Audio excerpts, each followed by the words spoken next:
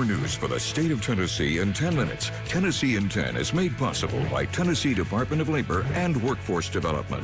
Thanks for joining us for Tennessee in 10. I'm Alexandria Adams, and this morning we're following a story out of East Tennessee about a mom there, Megan Boswell. Her sentencing hearing is happening today. She's a Sullivan County mom convicted of killing her toddler Evelyn. Her body was found back in March of 2020. The jury sentenced Boswell to life in prison with the possibility of parole, but now the prosecution is seeking consecutive sentencing, which could eliminate her chance at parole. Boswell's defense attorney also filing a motion for a new trial.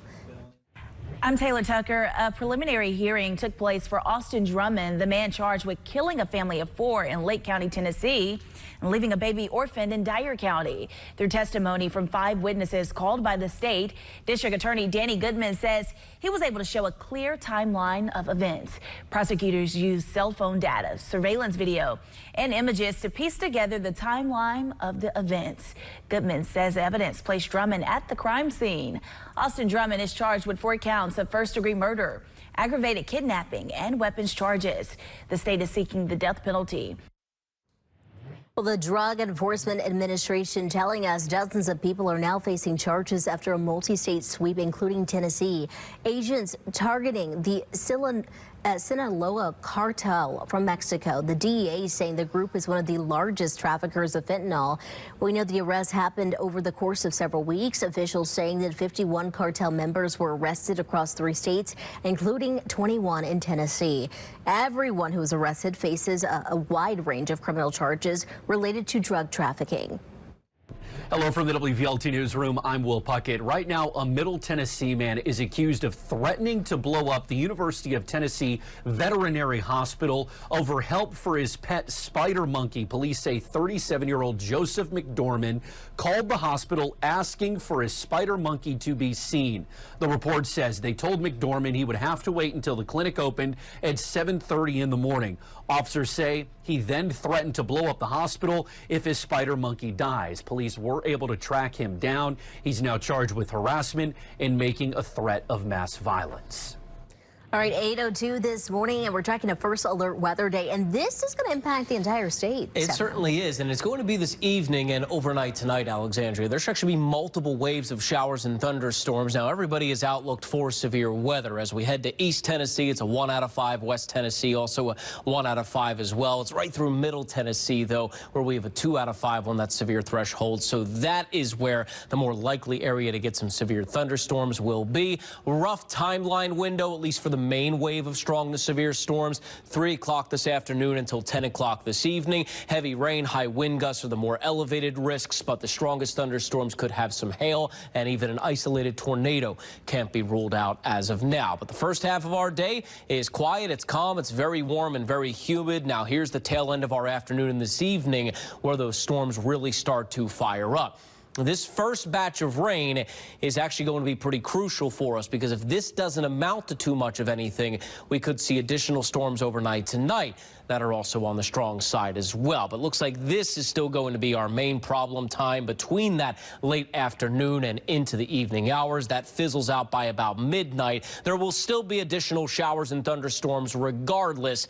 Where some uncertainty lies tonight and into tomorrow morning is if they can retain their strength. I think there's heavier downpours regardless waking up tomorrow morning. That will then gradually fizzle out late into the morning and as we head into the afternoon. This cloud cover will clear out Saturday evening into Sunday. The weekend much cooler, but it is going to dry out.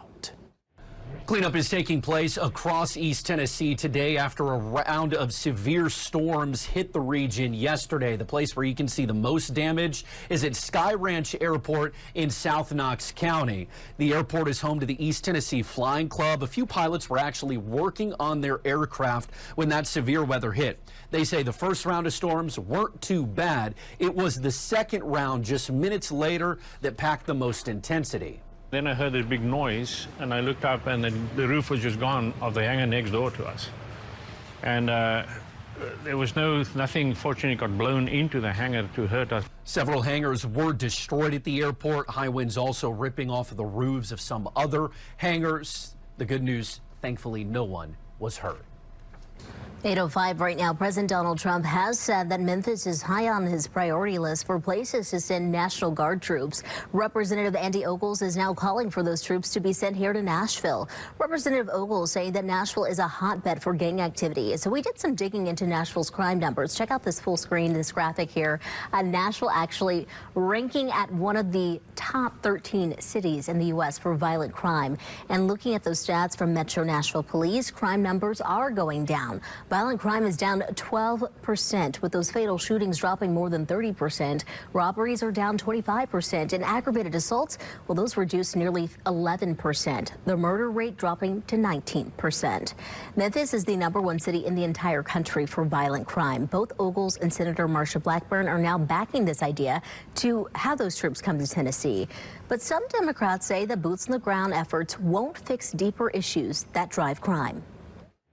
St. Mary's School in East Memphis cut the ribbon on Liza's library dedicated to Eliza Fletcher. The beloved teacher at St. Mary's and Memphis mother of 2 tragically killed 3 years ago while on a morning jog. The library is a part of a 9,000 square foot expansion and was designed to reflect her spirit, from bright colors and big windows to a tree inspired by the one she had in her classroom. Friends say the space captures Liza's joy, and students' smiles proved it as they explored the library for the very first time. Now, in addition to Liza's library, the expansion of Moss Hall includes other features to foster students' learning, including a new science classroom and an art gallery showcasing the students' work. From the WMC Action News 5 newsroom in Memphis, I'm Taylor Tucker. It is a sign that fall is almost here in East Tennessee. We're getting a look at the corn maze at Oaks Farm out in far northeast Knox County. This is a look at the corn maze designed at the farm out in Corriton. This year they say it's extra special because it's a tribute to the 25 years of memories, laughter, and traditions at Oaks Farm. Right now tickets are on sale. Opening day is September 20th. That is 2 weeks from Saturday. In the WVLT newsroom, I'm Will Puckett. Now back to you. If you're looking for something to do this weekend, how about visiting Nashville and looking at this adorable and rare baby creature at our Nashville Zoo? So you probably have never seen one of these before, and that's because the Nashville Zoo is the only facility in the nation to have one. This is called a spotted Phenaluca. She's actually nocturnal, and she's a carnivore native to Madagascar. They often resemble ferrets, but with a furry tail. But don't let the small size fool you. Oh no, the zoo telling us they're actually the second largest predator in Madagascar.